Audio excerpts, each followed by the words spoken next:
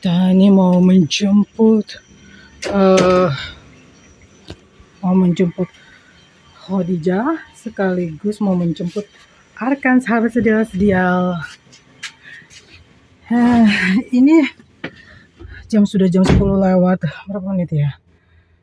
Jam 10 lewat 9 kah 10 kah nih. Jadi ini sebenarnya ada undangan pertemuan rutin ya dari PWP Persatuan Wanita Patra.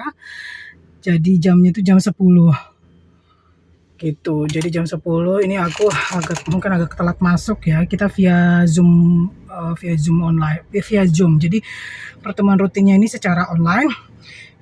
Ini jam 10 mulainya.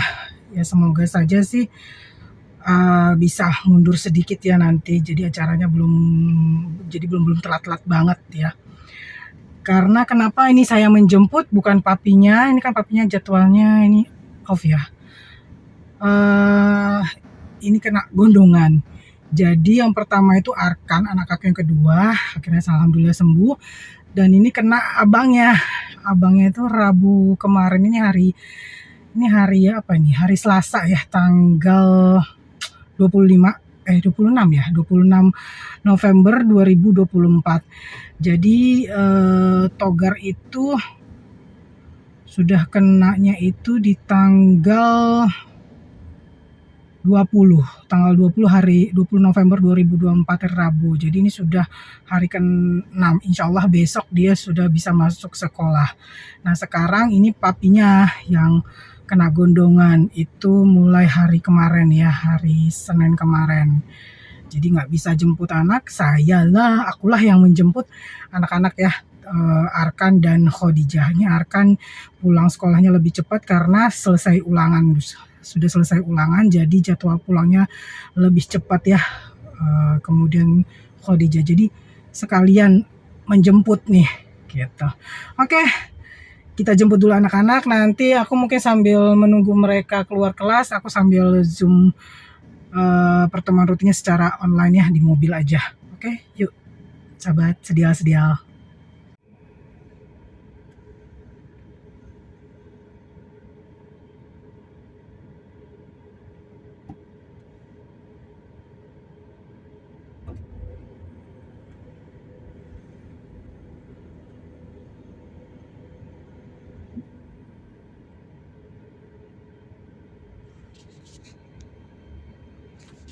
Oke, ini kita lagi coba masuk.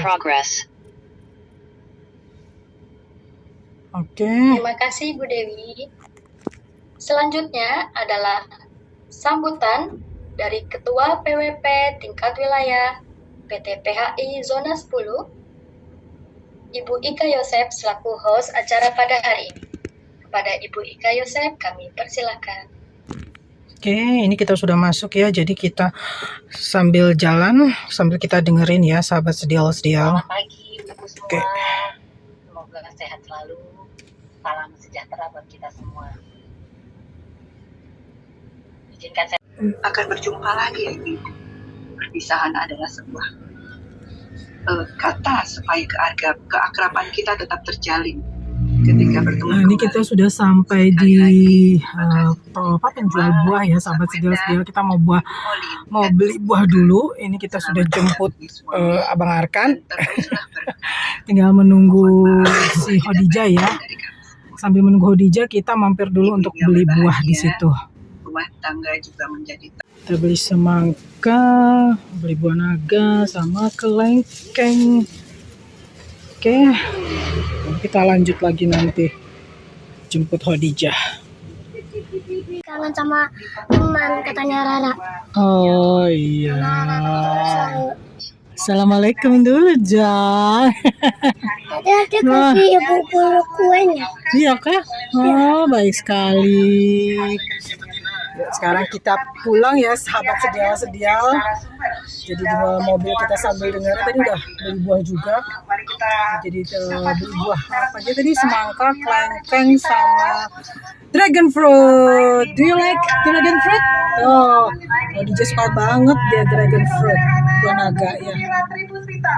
Kita akan sambil juga dengerin ini ya, pertemuan rutin PTPHI ya, tingkat pusat ya. Lagunya juga bikin saya galau. Oke, kita dengarkan ya. Apa juga bikin saya galau. Warnanya pink-pink ya. Kita galau bersama ini, ibu-ibu. Jangan dong, kita jangan galau. Membahas topik galau itu kita harus Halo sahabat sedel-sedel, dan saya bisa kita memberikan lanjut contoh-contoh mendengarkan konkret yang lagi ya. dialami oleh orang-orang yang datang ke saya sebagai klien, sebagai pembelajaran Kita untuk kita belajar bersama termasuk belajar ya, ini tentang Baik, nextnya problem rumah tangga. saya mau Temanya berikan sangat beberapa fakta bagus dulu ya. sekali. Boleh klik Forgive next. or forget. Nah, saya mau ini fokus ke yang tadi ya, need ya, perlu kita bahas. Ini surprising nggak buat ibu-ibu bahwa Indonesia itu nomor 2 tertinggi se-Asia dalam kasus rumah tangga, khususnya perselingkuhan. Aku mungkin mau pause dulu di situ ya. Kenapa Indonesia? Ini surprising ketika aku menemukan data ini ya. How come Indonesia itu nomor 2 kamu berselingkuh? Yang pertama adalah tidak puas. Tidak puas itu bisa macam-macam ya ibu-ibu.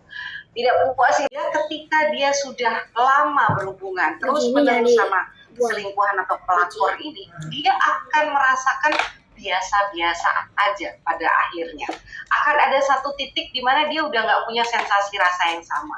Dan itu adalah di kurva yang bawah. Dia akan mulai ngerasa bosen, dia mulai ngerasa kok deg-degannya kurang, kok aku memaafkan dia.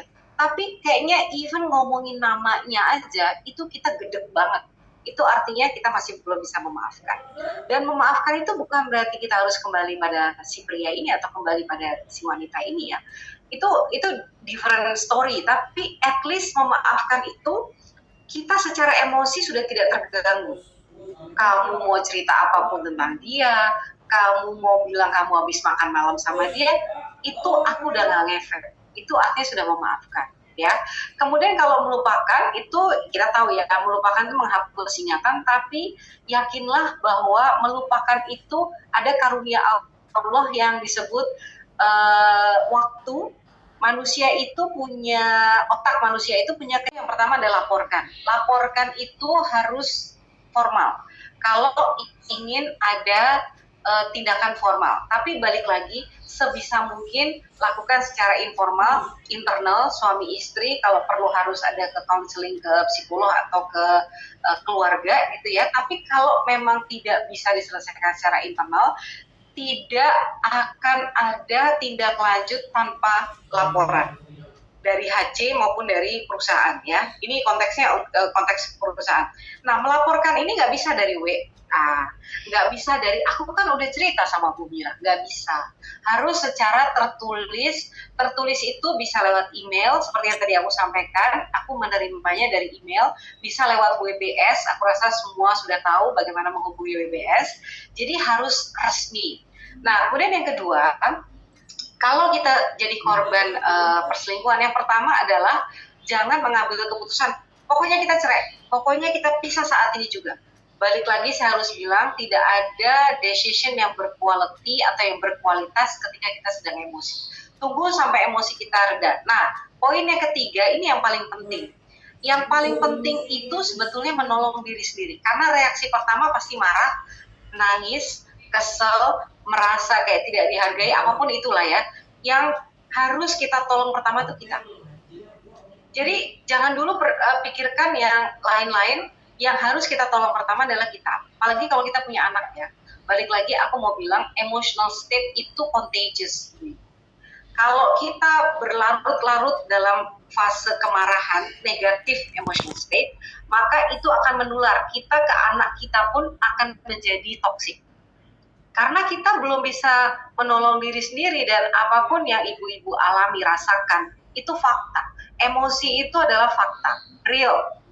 Jadi nggak bisa kalau saya nasihati, jangan marah lah Bu, jangan sedih, nggak bisa. Nikmatin aja dulu bahwa kita memang marah, karena itu alamiah, dan itu wajar. Jadi kalau misalnya ada orang datang ke konseling saya akan biarkan dia mengekspresikan marah, sedih, dan sebagainya. Tapi setelah itu, apa yang harus dilakukan untuk menolong dirinya sendiri dulu. Kemudian, ini yang saya pernah tulis di IG, Jangan pernah mengambil keputusan bertahan karena anak atau berpisah pun karena anak. Jangan. Yang mengalami dan yang kemudian merasakan dampaknya adalah kita. Demi anak itu kita lupa bahwa sebetulnya anak itu juga akan ada impact-nya. Meskipun kita menganggap kalau kita bertahan, anak akan baik-baik saja. Nggak gitu juga. Nanti akan kita bahas ke berikutnya ya. Fokus pada what's next. What's next itu artinya gini. Pertanyaan saya kalau ke klien, apa yang akan dilakukan? End in mind-nya mau apa? Mau akan coba bertahan? Atau mau ujung-ujungnya tidak bisa dimaafkan karena ini sudah kesekian kali, saya mau pisah aja. Karena ini akan menentukan sejauh mana kita akan mengolah iceberg tadi. Akan menentukan sejauh mana aku akan membantu dia untuk mempunyai mindset yang baru. Ya, kemudian itu tadi kalau misalnya berpola selalu berulang itu artinya udahlah, pesimis aku dia bisa berubah. Kemudian kalau disertai KDRT ibu-ibu itu big no-no, karena ini bukan lagi isu memaafkan, tapi isu menjaga kesehatan mental kita sebagai perempuan, sebagai ibu yang harus sehat mental untuk anak-anak kita.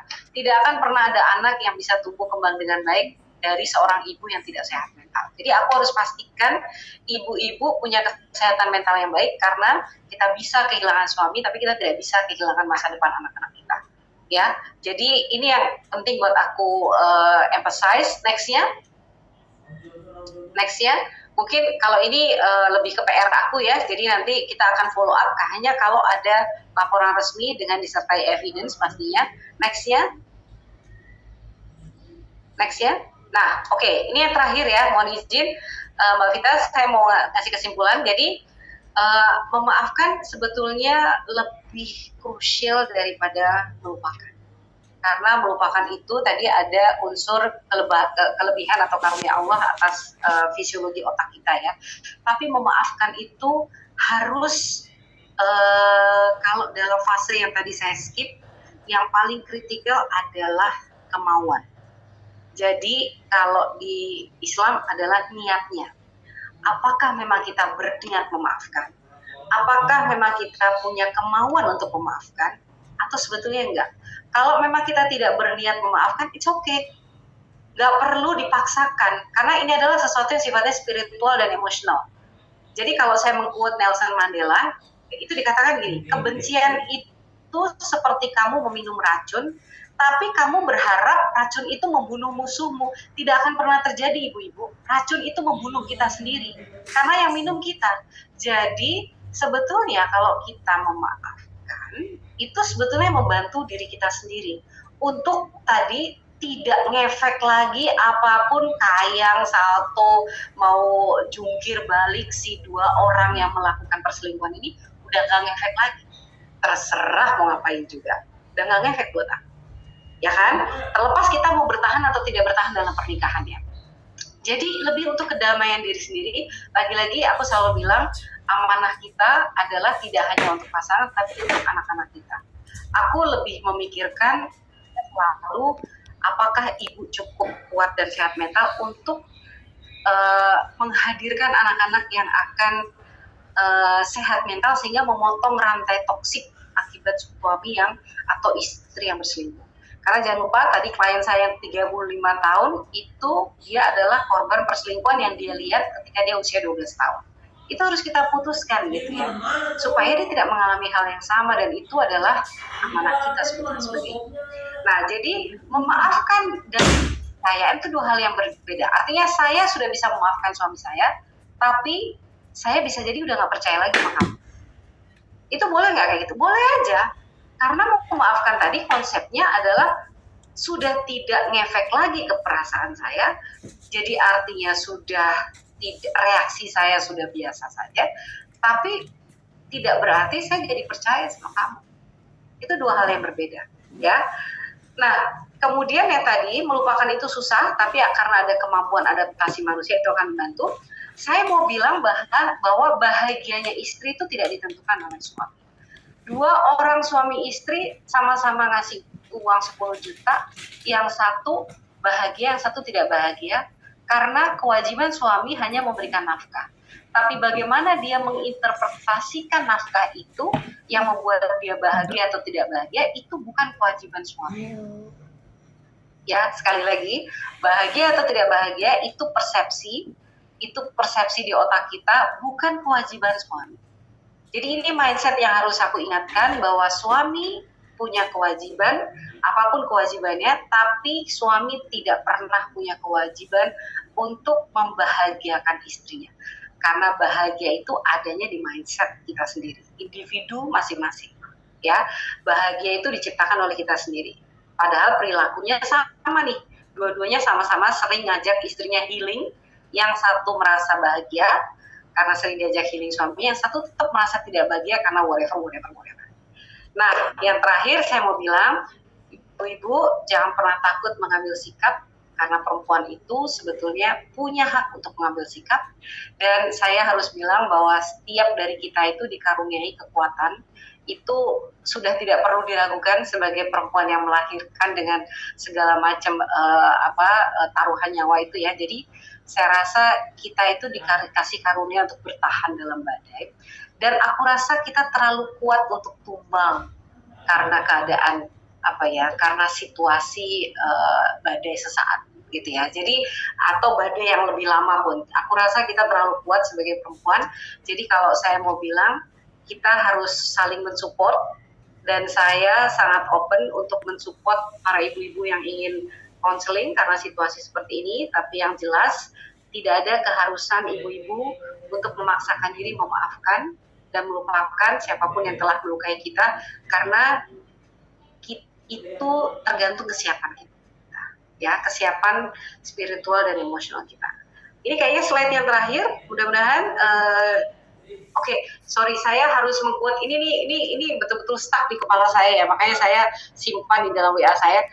Mungkin nggak usah dilihat bahwa konteksnya ini yang bicara adalah tokoh agama ya, tapi message-nya bahwa level tertinggi pernikahan itu ketika suami istri berantem, tapi perasaan istrinya udah biasa aja. Mau didiamin suami udah biasa, mau dikabari atau tidak itu bodo amat, mau dinafkahi syukur, nggak perlu ngemis-ngemis, sebab istri memilih mental waras buat menjaga anak-anak ketimbang gila. Ini menurut aku dalam banget ya message-nya, tapi saya juga sedang dalam proses belajar untuk, saya nggak mau kebahagiaan saya tergantung pada pola tingkah suami saya. Saya tidak mau kebahagiaan saya ditentukan bagaimana sikap anak-anak saya ke saya misalnya. Saya mau bahagia itu memang dari otak dan pikiran saya sendiri. Kalau saya bahagia, gitu ya. Oke, saya rasa sih mungkin itu akhir dari slide saya. Jadi ini yang mungkin saya tutup dengan bahwa trust your own feeling, kesiapan untuk memaafkan atau melupakan. Kalau memang belum siap untuk melupakan, maafkan diri sendiri, karena memang ini sesuatu yang tidak bisa dipaksakan. Jadi terus semangat untuk para ibu-ibu, saya selalu siap membantu para ibu-ibu meskipun saya di regional 2, tapi again saya sangat bersupport, dan kalau saya bisa membantu ya cross regional, more than happy to do it. Thank you Mbak Vita, terima kasih. Terima kasih Ibu Mira. Waduh, ini dengerin Ibu Mira, bawaannya pengen curhat ini ya, pengen cerita. Baik, nah Ibu Mira, kita sudah hampir sampai di penghujung acara webinar ini. Banyak sekali ilmu yang kita bisa dapatkan ya. Mungkin di terakhir ini, apakah ada closing statement atau take home message nih, pesan-pesan untuk ibu-ibu yang sudah mengikuti dari awal sampai akhir, sebelum kita tutup sesi seminar kita ini? Oke, mungkin aku penutupnya yang pertama adalah yang tadi saya sampaikan, tidak perlu memaksakan untuk memaafkan atau melupakan gitu ya. Just follow your pace gitu, istilahnya tuh waktunya dia. Terus yang kedua, laporkan kalau misalnya memang sudah sangat mengganggu, dan kita harus saling mensupport untuk membuat situasi ini tidak menjadi pemakluman. Ya, jadi artinya ketika kita silent, ketika kita tidak melakukan apapun, maka kita akan, yang tadi masuk ke slide-ku, membuat afirmasi positif bahwa perselingkuhan itu oke di kantor kita. dan itu harus kita hindari. Jadi kita harus berani bersikap, dengan bukti ya, dengan evidence.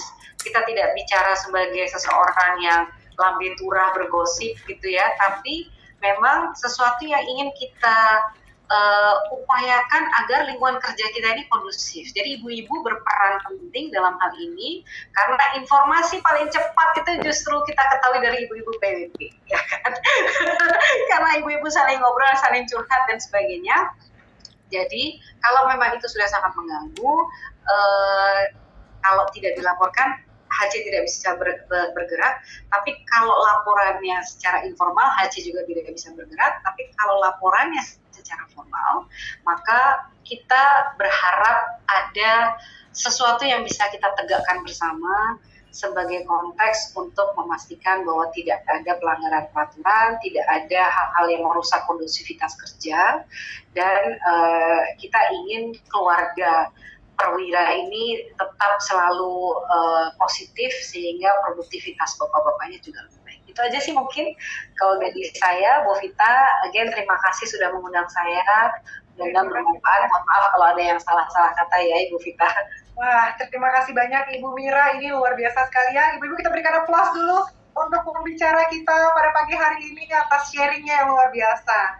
Mohon izin Ibu Mira. Terima kasih Bu Mira, luar biasa Bu Mira. Terima kasih. Sangat, maksudnya ini berguna banget buat ibu-ibu karena banyak ibu-ibu yang galau Bu Mira ya. Dan yang penting buat saya, yang saya note banget bahwa kita harus sehat mental diri kita sendiri. Betul. Ya. Untuk kita banyak ya, Bu Ibu. Ya, buat kita mental kita harus sehat ya Ibu ya, Bu Mira ya. Itu ya note buat ibu-ibu semua. Karena kalau kita nggak mental, kita nggak sehat, kita tidak bisa untuk mendidikan anak kita secara sehat. Terima kasih Bu Mira. Wah, terima kasih Ibu Mira.